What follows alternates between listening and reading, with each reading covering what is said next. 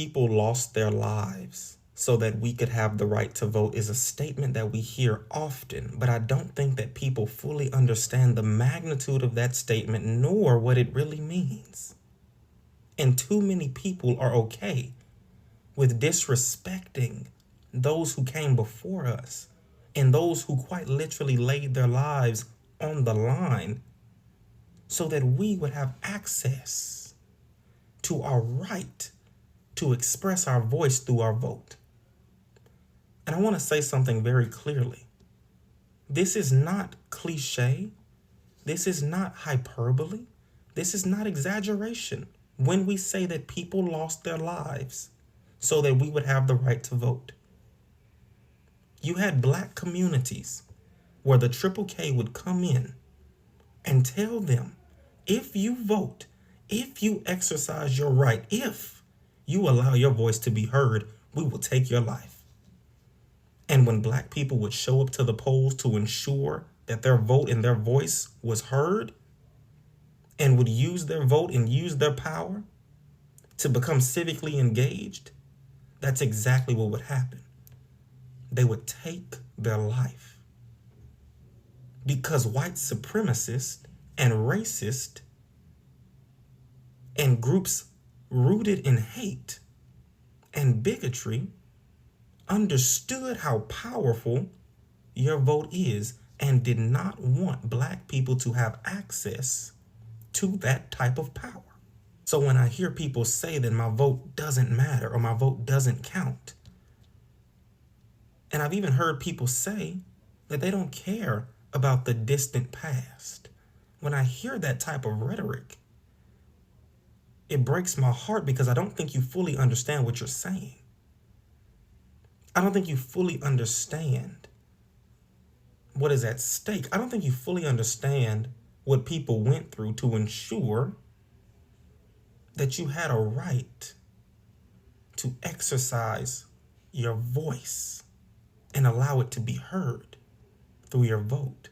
People are upset with the system because those currently in power do not represent their interests. Yet those same people refuse to get out and vote. I don't understand. We saw yesterday how much power a governor has. Life and death in their hands. Governors are elected. Governors are elected officials.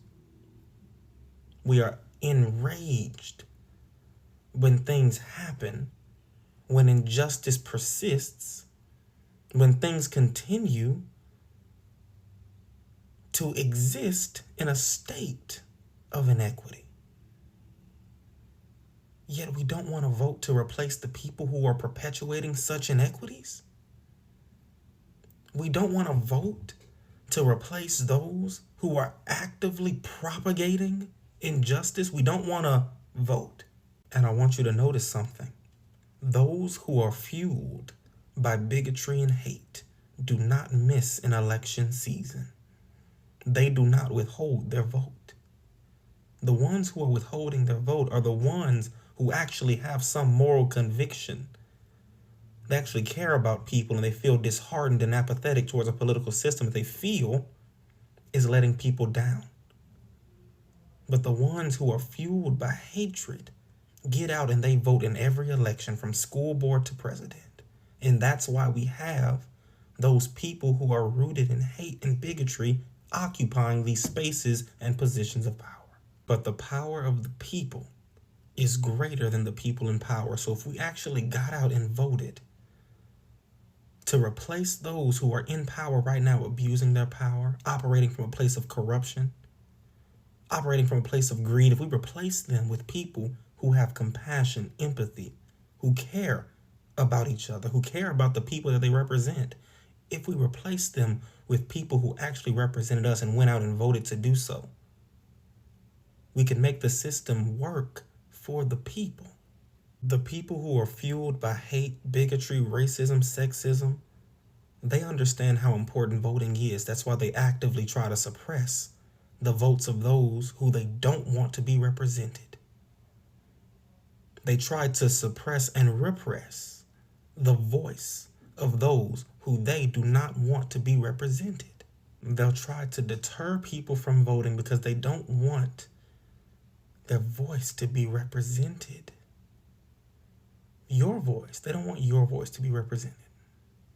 So people who are fueled by bigotry, hate, division, they'll actively try to repress the vote of other people, oppress, suppress the vote of other people,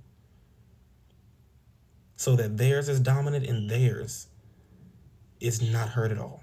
People lost their lives so that we have the right to vote, and people are losing their lives when we don't exercise that right.